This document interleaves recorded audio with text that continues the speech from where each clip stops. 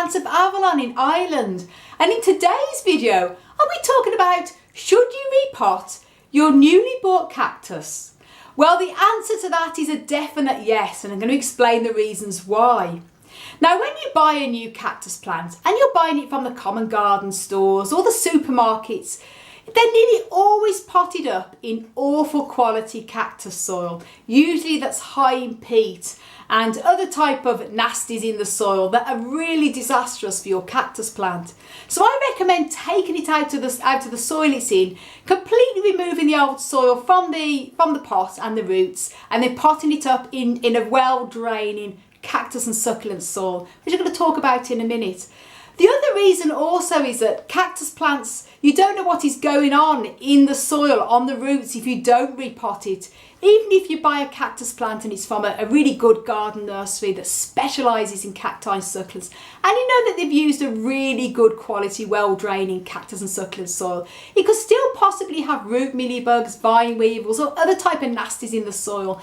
And the only way you're going to find out is by removing the cactus from the pot and checking over the root system. And if the soil they've used is pretty good, you can reuse it again if it's good quality cactus soil from a good cactus and succulent nursery. Even if I'd recommend completely changing the soil. But in this case here, this is a mammillaria I bought a few days ago from a common garden centre here called B&Q. And you can tell just by the weight of this cactus that they've potted it up probably in pure peat.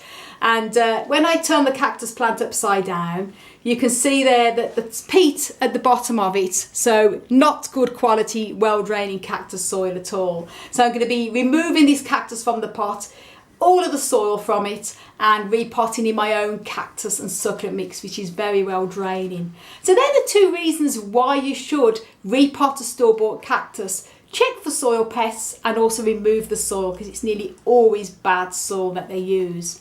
So what do you do then if you buy a cactus plant and it happens to be the middle of winter, as in this case it's February, so it's not the ideal time that I'd normally be potting my cactus plants. But I'd still recommend that you do remove the cactus from the pot. And the reason for that is, in the past I bought cactus plants in winter and I put them away in the polyton. I thought I'll pot them in the spring because I don't want to be potting them now in winter. And when I've done that, I found there's been root mealybugs on the roots and things like that, and I would have been able to have treated that if I'd have potted it up at the time, even if it was winter time. So that's why I recommend. What I do say, however, though, is if you're potting plants in the winter time, then make sure you use a totally dry cactus soil, because if you use damp cactus soil and you've repotted it in winter when the plant is dormant, rot can set in. It can be a disaster. Also, once you've potted your cactus plant, do not water it until the springtime. Just keep it in the dry soil, put it away with your other plants, and then start to water it again in the spring. I always recommend anyway, when I repot a cactus, even in spring or summer, I leave it at least 10 days to 2 weeks before I water again to let the roots settle into the new pot. Now, if you happen to repot the cactus plant in the winter when you bought it and you happen to notice that the roots are very bad condition, you've had to prune the roots or treat it for insect pests, I would leave it a couple of days unpotted before potting it up in dry cactus soil again. So that's my reasons why you should repot a newly bought cactus. Now, obviously, if you purchase cactus plants over the internet, for example, they nearly always come bare rooted because they're coming through the post. That's something you don't have to worry about. It's ready to pot in your new soil mix. So this is mainly for store-bought cactus plants, obviously.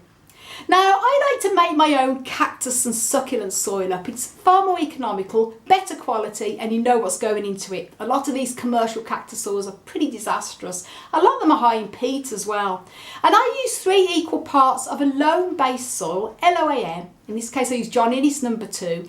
And I mix it with equal parts of grit and horticultural sharp sand, and I make it at 3 equal parts. And if you want to know how I make my own cactus and succulent mix, do check out a video I have made on how to make your own cactus and succulent mix. Links will be up above and down below in the video description. And this type of cactus mix is good for an all-round general, for the type of cactus plants that you see in most garden centres. I sometimes mix my soil mix a little bit different. I add a bit more pumice, or maybe add a bit of lava rock for more the delicate species such as Lophophoras or Ariocarpus. But you're very unlikely to find them type of cacti down your local garden centre or supermarket anyway. So I hope you enjoyed the video, everybody. And before I finish off the video, I just want to give a very big special thank you to my wonderful fiance Hans, who has been filming me behind the camera. So big thumbs up to Hansi, and do go over to subscribe to him if you haven't done already. I'll link Hansi's channel up above. And also please do subscribe to me too. And you can also follow me on Instagram and Facebook at Desert Plants of Avalon for regular updates on what's happening with my cacti and succulents and what's coming into flower.